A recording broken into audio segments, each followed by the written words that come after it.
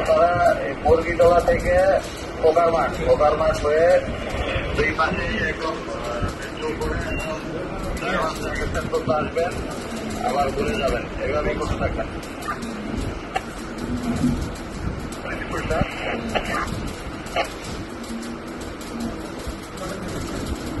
এখন অপোজিট থেকে একটা ট্রাক আসতেছে, আগুনটা কিন্তু শুরু হইলো। এখন শুরু হয়ে গেছে, আগুন শুরু হয়ে গেছে।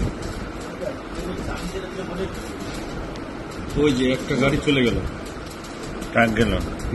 এই যে লেগুনা, হ্যাঁ। এখন কি আগুন জ্বলছে? এখন আগুন জ্বলছে, ওই যে আগুন জ্বলতেছে, আগুন জ্বলতেছে। এরপরে গেল কি একটা ছোট ট্রাক, আগুন এই যে বাড়ে গেল, আগুন কিন্তু বাড়ে গেল, বুঝছেন? এখন আরেকটা ট্রাক গেল,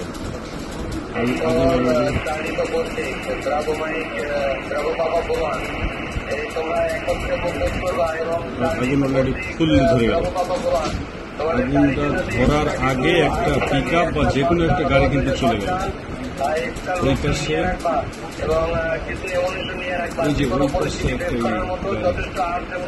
আপনারা জানেন যে 28শে অক্টোবরের ধারাবাহিকতায় ওই দিন রাতেই, দ্যাট মিনস 29 তারিখ 29শে অক্টোবর রাত 3টার সময় ডেমরা থানাধীন দেইল্লা বাস স্ট্যান্ডে অসীম পরিবহনের অগ্নিসংযোগ এবং অগ্নিসংযোগের ঘটনায় ওই গাড়িতে ঘুমন্ত হেল্পার নাইমের সেই বীভৎস এবং আগুনে পুড়ে যাওয়া অঙ্গার ছবির দৃশ্য আপনাদের নিশ্চয় মানসপটে এখন ভেসে উঠছে।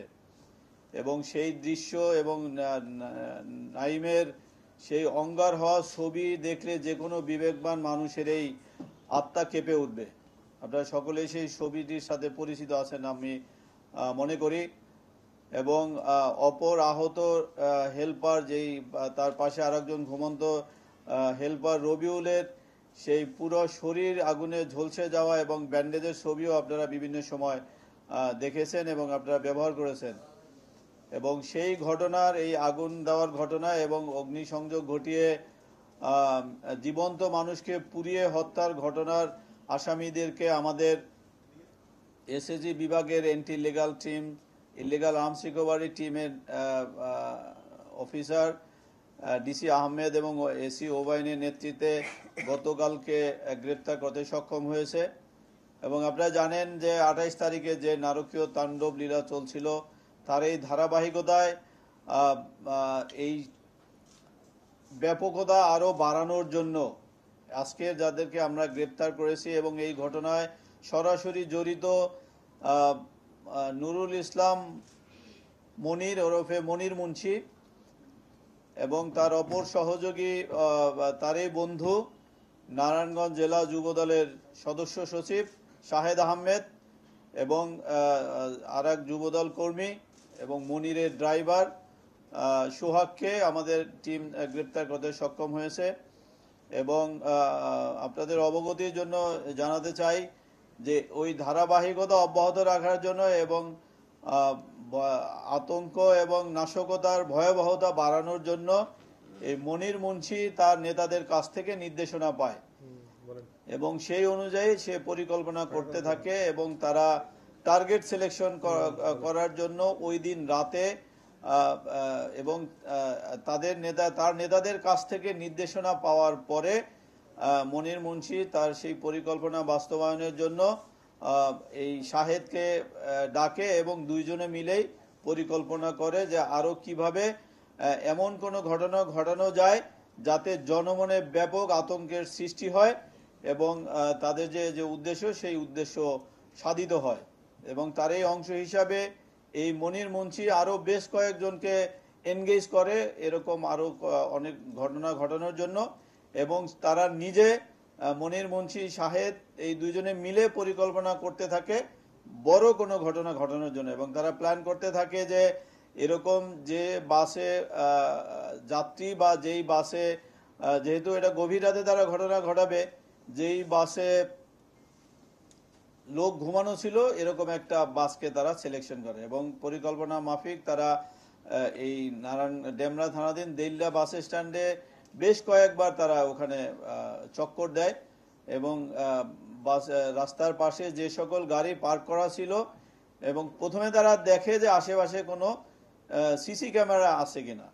এটা তারা নিশ্চিত হওয়ার পরেই তারা ওই বাস স্ট্যান্ডে যায়, গিয়ে দেখে যে এই বাসেই শুধুমাত্র লোক ঘুমানো ছিল এবং তারা সেই বাসটাকেই সিলেকশন করে, যাতে পরবর্তী দিনে তাদের যে আন্দোলন ছিল সেই আন্দোলনে কোনো বাস বা কোনো পরিবহন যাতে না নামে এবং জনগণ যাতে ঘর হতে বের না হয়, এরকম আতঙ্ক তৈরি করার জন্যই তারা এই বাসটাকে তারা সিলেকশন করে তারা ফিরে এসে তাদের পরিকল্পনা মাফিক একটা জায়গা থেকে এবং সেটা একটি মোটরসাইকেল থেকে তার গাড়িতে রক্ষিত বোতলে করে তেল নিয়ে আসে, পেট্রোল নিয়ে আসে মোটরসাইকেল থেকে।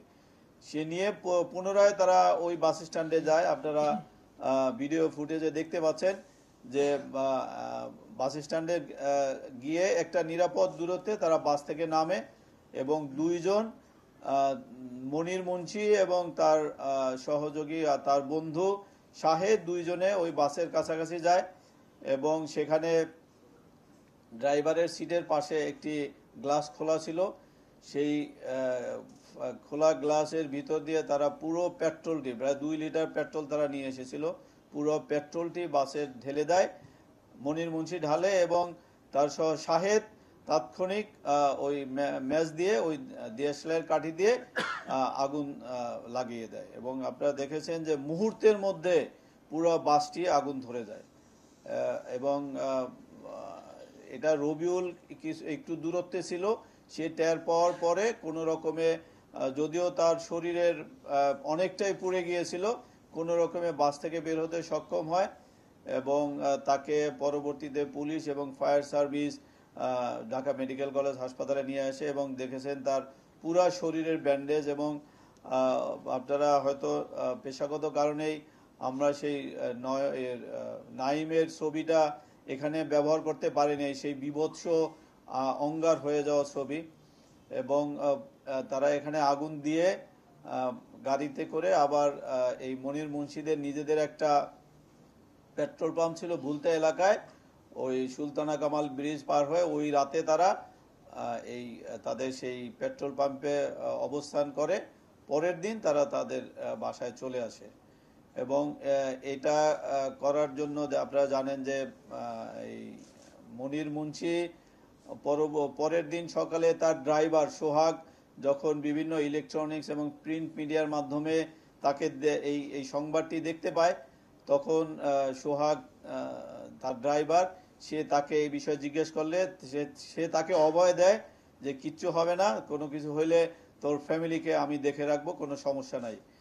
এবং এইভাবে তারা আমাদের টিম যখন এটা কাজ শুরু করে, আপনারা জানেন যে ডেমরা থানায় পরের দিনে মামলা হয়েছিল এবং এটা একটা ক্লুলেস ঘটনা ছিল, অ্যাবসোলিউটলি ক্লুলেস ঘটনা।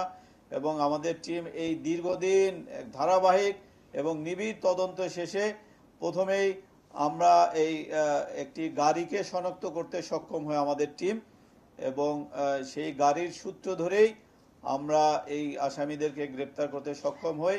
একই সাথে আমরা সেই গাড়িটাও, যে এই আগুন দেওয়ার ঘটনায় যে গাড়িটি ব্যবহৃত হয়েছে সেই গাড়িটিও আমাদের অফিসাররা জব্দ করতে সক্ষম হয়েছে এবং আমরা তার নির্দেশদাতাদের নামও আমরা পেয়েছি। আমরা নির্দেশদাতাদের গ্রেপ্তারের জন্য আমাদের টিম তাদের অভিযান অব্যাহত রাখছে এবং আজকে আমরা এই আসামিদেরকে বিজ্ঞ আদালতে রিমান্ডের আবেদন সহ প্রেরণ করেছি।